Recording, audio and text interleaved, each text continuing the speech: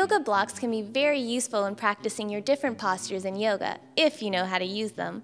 Hi, I'm Veronica with WatchMojo.com, and today yoga teacher Jen LaRock is giving us the 101 on yoga blocks. Yoga blocks are basically rectangular blocks, either made out of foam or they're made out of cork or sometimes wood. They're blocks that you would place under the hands, depending on some cases underneath the feet, but more underneath the hands in order to give you space to either, if the leg is supposed to be straight, if it's not, and just to straighten it and to place the hand on it.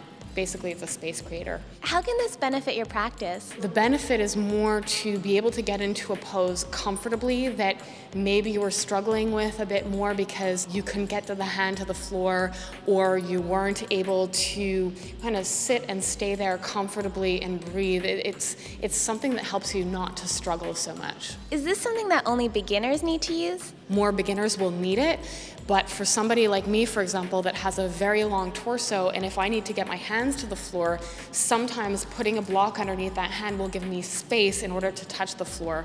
Or if I need to put my hands to the earth, lift myself up, I can put the blocks underneath and it'll give me more of a push. So it's not necessarily always for beginners, it can really be for advanced students, and just because of how their body's made, it'll help them too. If someone wants to buy their own blocks for their own practice at home, what do they need to look for? There are some foam blocks that are made out of a really, really light foam. I would say stay away from those.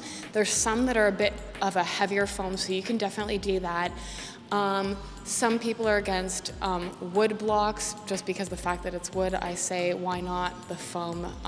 You know, there's contradictions to that. So what I love about the wood blocks is that they can be heavy, but at the same time, sometimes too heavy to do certain things. So really understand why you're having the block. Is it that you want the block to be more stable underneath your hand?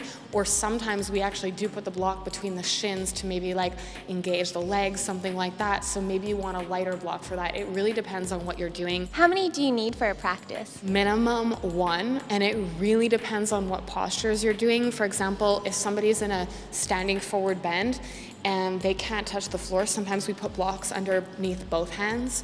Or there's a few poses that we might use it under both hands. But generally I say at least 1 and then sometimes 2, and the teacher will normally tell you if you need 1 or 2. Thank you so much, Jen. Oh, it was so great being here chatting with you again, of course.